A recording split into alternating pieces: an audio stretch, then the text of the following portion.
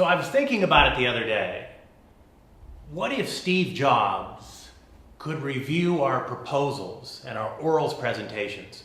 What if Jobs evaluated the bid and proposal industry? What would he think? What type of feedback would we get from him? Everybody knows, I don't need to belabor the point, how brilliant Jobs was, all of the industries that he revolutionized. But I like to use it as an example because oftentimes when we look at our proposals and our orals presentations, they're packed with data, pages and pages and pages of data. But the real thing that we want to do is move from data to understanding, move from volume to value. But how do we do that? Let's look at what Jobs would do. One of the things Jobs, he was a huge proponent on simplicity. He was a big Einstein fan, and Einstein famously said, if you can't explain it simply, you don't understand it well enough.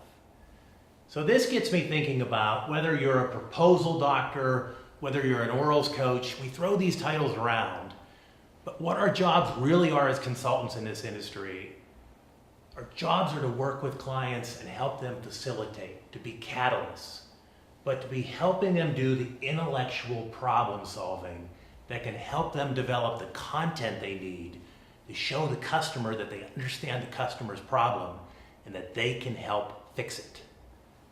We so often in this industry, we get away from that point. As an orals coach, I have people say, oh, that's a great thing. You get to work with people with tone of voice and mannerisms. And I say to them, it's so much more than that. If we don't have that Steve Jobs-like content, that simplicity. Remember the briefings when he did an iPhone or an iPod?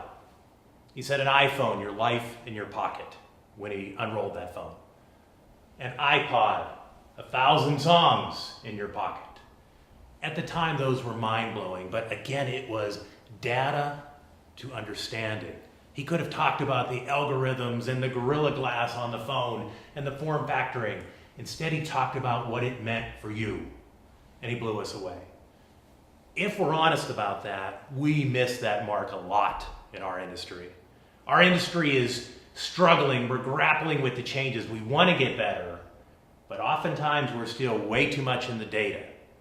So I offer that. Let's think all the time, and when we review our orals presentations and our proposals, let's put that Steve Jobs cap on and say, have we really hit the simplicity? Did we get at the core issues? So that's point one, when I think in my mind of Steve Jobs and the gift he would have given us if he really would have taken a look at our industry. The second point is, as our industry is grappling and struggling with change, and there's no doubt it is, commercial competitors, new ways of doing things, people in the garage with tattoos developing technologies, it's not what it once was 20 and 30 years ago. As we think about that, let's think about Jobs again in the work he did. Not only was the content, the ideas, the product, iPhones, iPads, etc., spectacular, but the show that he put on. It was obvious that he loved what he was doing when he would roll out products. Do we really show that kind of passion oftentimes? People say to me, well, in our proposals it doesn't matter and so forth. I would offer the proposal should still be interesting. You should still take that client on a journey from the beginning to the end. With an orals presentation, there's no doubt.